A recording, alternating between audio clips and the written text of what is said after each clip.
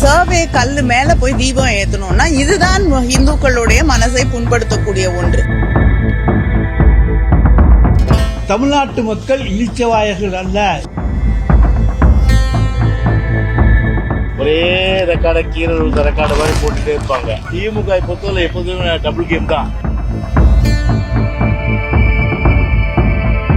இந்து கோவிலை ப்ரொடெக்ட் பண்ண வேண்டிய ஈவோவை தூண்டி விட்டு இந்த கபட நாடகத்தை போடுறாங்க. எச்சரிக்கை விடக்கூடிய வகையிலே பேசியிருப்பது நிச்சயமாக கண்டிக்கத்தக்கது.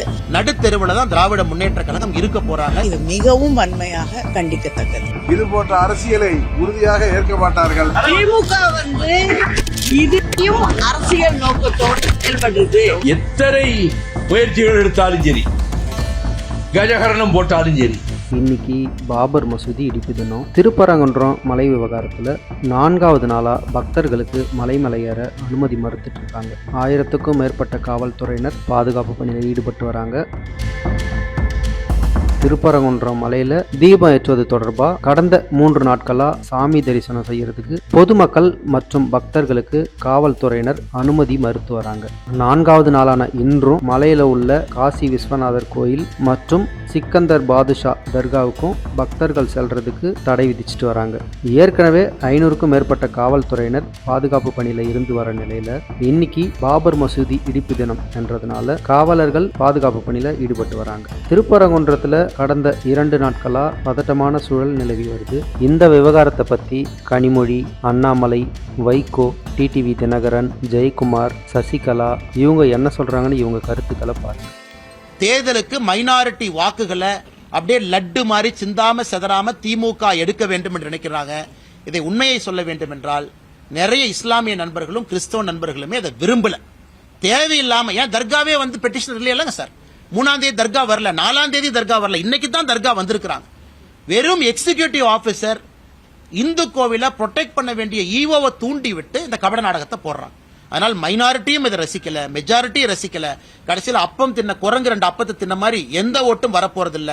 நடுத்தெருவுல தான் திராவிட முன்னேற்ற கழகம் இருக்க போறாங்க. 2026 தேர்தல் உறுதி செய்யும் தேசிய ஜனநாயக கூட்டணி அமித்ஷாஜி அவர்கள் சொன்னது போல 3ல் 2 பங்கு மெஜாரிட்டியோடு வெற்றி பெற்று நாடாளுமன்றத்திலே இந்த பிரச்சனையை நாங்கள் எழுப்பிய பொழுது பாராளுமன்றத்தின் பொறுப்பு அமைச்சராக இருக்கக்கூடிய திரு கிரண் ரிஜிஜு அவர்கள் மூத்த மெம்பர் திரு TR பாலு அவர்களை பார்த்து, நீங்கள் பேசுவது உங்களுக்கும் நல்லதல்ல, உங்கள் கட்சிக்கும் நல்லதல்ல என்று மிரட்டக்கூடிய வகையிலே, எச்சரிக்கை விடக்கூடிய வகையிலே பேசியிருப்பது நிச்சயமாக கண்டிக்கத்தக்கது.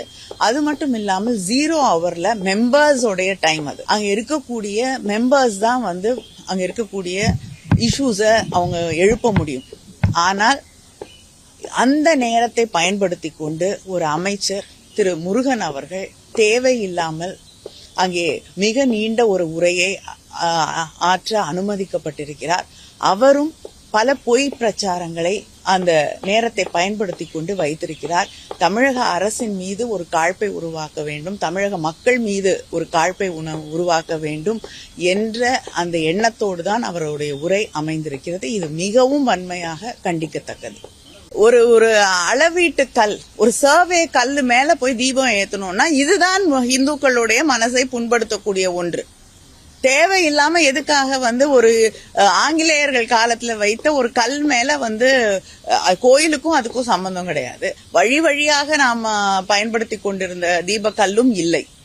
அது இல்லாமல் ஆங்கிலேயர்கள் காலத்திலே ஒரு நிலத்தை அளப்பதற்கு வைக்கப்பட்டிருக்கக்கூடிய கல் மேல போய் தீபத்தை ஏற்ற வேண்டும். தீப திருநாள் முடிந்த பிறகு ஆகம விதிகள் என்று அடிக்கடி பேசிக் கொண்டிருக்கக்கூடியவர்கள் அந்த ஆகம விதிகளை எல்லாம் குழி தோண்டி புதைக்கக்கூடிய வகையில அதுக்கு அடுத்த நாள் கொண்டு போய் தீபத்தை ஏற்றுவது என்பது அதுதான் இந்துக்களுடைய மத நம்பிக்கை இருக்கக்கூடிய ஆகம விதிகளின் மீது மாறாத நம்பிக்கை வைத்திருக்கக்கூடிய பல இந்துக்களுடைய மனங்களை புண்படுத்தக்கூடிய ஒன்று ஆக அதுதான் மாறுகிறது. ஒரே ரெக்கார்ட கீழே ரெக்கார்டு மாதிரி போட்டுட்டே இருப்பாங்க, புரியுதுங்களா? ஆனா யாரு போய் டெல்லியில காலில் வந்தது சொல்லு? திமுக பொறுத்தவரை இன்னைக்கும் சொல்றாங்க, கேட்டுங்க, அவங்க பிஜேபியோட மறைமுக உறவு இன்னைக்கும் வச்சிட்டு இருக்கிறாங்க. இன்னைக்கு மறைமுக உறவு வச்சிட்டு இருக்கிறாங்க. அவங்க என்ன எழுதப்படாத ஒப்பந்தமா? 2026 சட்டமன்ற தேர்தலுக்கு பிறகு நாங்க வந்து உங்களுக்கு முழுமையான ஆதரவு தரோம். நாங்க அடிப்பது போல அடிக்கிறோம், நீங்க அழுவது போல அழுவுன்றது அளவுக்கு உள்ளத்துல ஒன்றும் உதட்டுல ஒன்றும் அது மாதிரி பண்றாங்க.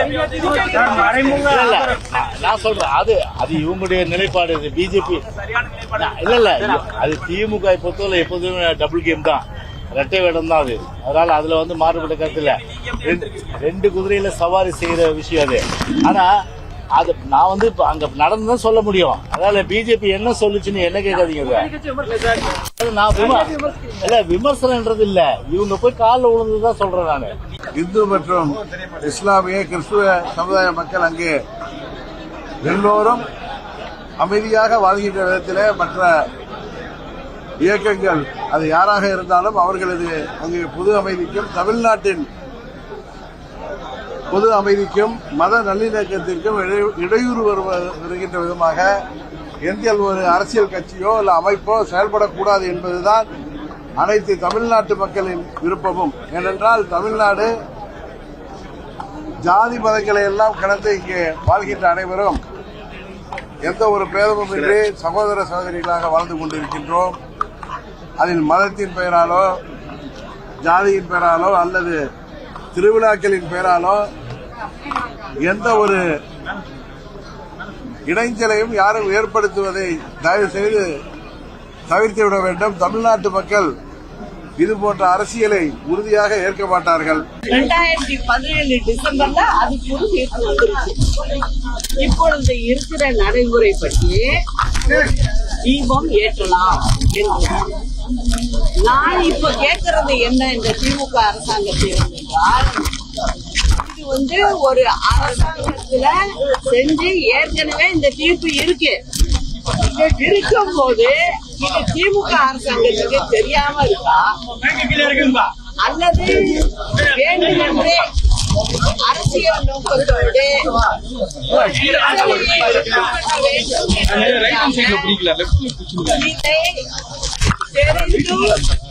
தெரியாமல் மறைத்து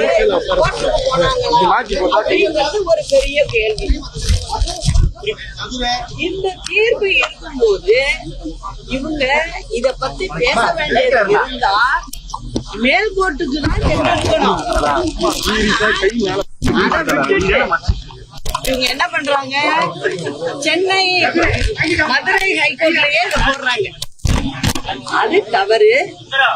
திமுக வந்து இதையும் அரசியல் நோக்கத்தோடு செயல்படுறது அப்படிங்கறத இதன் மூலம் எல்லாம் ஒரு சங்கடத்தை ஏற்படுத்தி இந்த அரசாங்கத்தை எப்படியாவது முடக்க முடியுமான்னு சொல்லி நரேந்திர மோடி அரசு, அமித்ஷா கூட்டம் திட்டமிடுகிறது. அதை முறியடித்துத்தான் தமிழக முதலமைச்சர் திட்டங்களை நிறைவேற்றி கொண்டு வருகிறார், வெற்றிகரமாக நிறைவேற்றி கொண்டு வருகிறார். அவர்கள் 2014 நீதிமன்ற தீர்ப்பை மறந்துவிட்டு பேசுகிறார்கள். நீதிமன்ற தீர்ப்பை மதிக்காதவர்கள் அவர்கள்தான். இன்றைக்கு யார் யாரெல்லாம் அப்படி பேசுகிறார்களோ அவர்கள் மீது 2014 தீர்ப்பினுடைய அடிப்படையிலே எந்த வழக்கையும் தொடர்வதற்கு தமிழக அரசுக்கு உரிமை உண்டு. ஆனால் 2014 தீர்ப்பை படிச்சு பார்க்காம அப்படி ஒரு தீர்ப்பு இருக்கிறதே தெரியாம ஒன்று எல்லா விஷயத்தையும் கோர்ட்ல நீதிமன்றத்தில் மறைச்சிட்டு புதுசா ஒரு கதையை கட்டி விட்டுட்டு போனால் அதை மக்கள் நம்புவார்களா? தமிழ்நாட்டு மக்கள் இழிச்சவாயர்கள் அல்ல, ஏமாளிகள் அல்ல.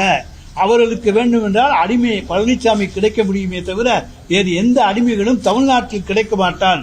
தமிழ்நாடு என்பது இங்கே மத ஒற்றுமை, மத நல்லிணக்கம் இவற்றுக்கு எடுத்துக்காட்டான பூமி இந்தியாவிலேயே தமிழ்நாடுதான். அதை இன்றைக்கும் நாம் நிரூபித்துக் கொண்டிருக்கின்றோம். எத்தனை முயற்சிகள் எடுத்தாலும் சரி, கஜகரணம் போட்டாலும் சரி, எலெக்ஷன்ல டிஎம்கே தான் ஜெயிக்கும், தனிப்பெரும்பான்மை பெறும். கூட்டு பெரும்பான்மை அல்ல. on their own DMK will get independent majority. ஒரு ஆட்சி அமைப்பதற்கு தேவையான மெஜாரிட்டி கூட்டணி கட்சிகளினுடைய ஆதரவு இல்லாமலே கூட, அவர்களுடைய ஓட்டு இல்லாமலே கூட அமைக்கலாம். அந்த வெற்றி அவர்களுக்கு நிச்சயமாக காத்துக் கொண்டிருக்கிறது.